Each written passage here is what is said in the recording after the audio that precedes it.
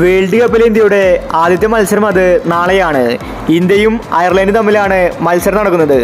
ആരാധകർ ആവേശത്തോടു കൂടിയാണ് നാളത്തെ മാച്ചിന് വേണ്ടി കാത്തിരിക്കുന്നത്.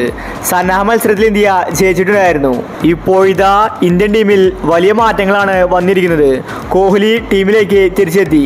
ഇതോടുകൂടി പ്ലേയിങ് 11 അടിമുടി മാറിയിരിക്കുകയാണ്. അപ്പോൾ ഇന്ത്യ അയർലൻഡ് മാച്ചിന്റെ കംപ്ലീറ്റ് പ്രിവ്യൂ ആണ് നമ്മൾ ഇന്നത്തെ വീഡിയോയിൽ നോക്കുന്നത്. ഇത്തരം ക്രിക്കറ്റ് ന്യൂസിന് വേണ്ടി ഈ ചാനൽ മറക്കാതെ സബ്സ്ക്രൈബ് ചെയ്യൂ.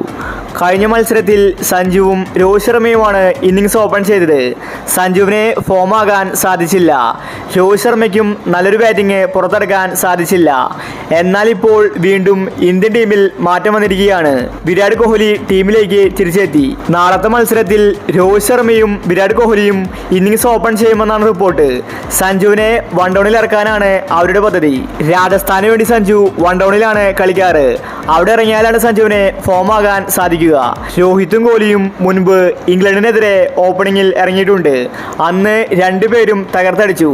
അതുകൊണ്ട് തന്നെ നാളത്തെ മാച്ചിൽ പുതിയൊരു ഓപ്പണിംഗ് കോംബോയാണ് ഇന്ത്യൻ ടീം പരീക്ഷിക്കുന്നത്. ജയ്സ്വാളിന് നാളെയും അവസരമില്ല. സഞ്ജുവിന് വീണ്ടും അവസരം കൊടുത്തിരിക്കുകയാണ് രോഹിത് ശർമ്മ.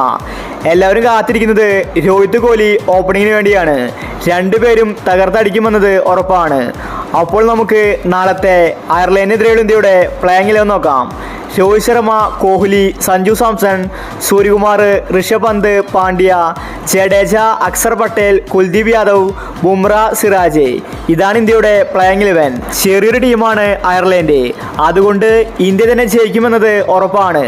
ഇന്ത്യക്ക് നാളത്തെ മത്സരം ഒരു പരിശീലനമാകും. പാകിസ്ഥാനെതിരെയുള്ള മത്സരത്തിന് മുൻപ് ഇന്ത്യക്ക് നല്ല കളി പുറത്തെടുക്കണം. അതുകൊണ്ട് നാളത്തെ മാച്ചിൽ ഇന്ത്യ തകർത്തടിക്കുമെന്നത് ഉറപ്പാണ്. സഞ്ജുവിൻ്റെ ഒരു വെടിക്കെട്ടിന് വേണ്ടിയാണ് ആരാധകർ കാത്തിരിക്കുന്നത്. ഇത്തരം ക്രിക്കറ്റ് ന്യൂസിന് വേണ്ടി ഈ ചാനൽ മറക്കാതെ സബ്സ്ക്രൈബ് ചെയ്യൂ.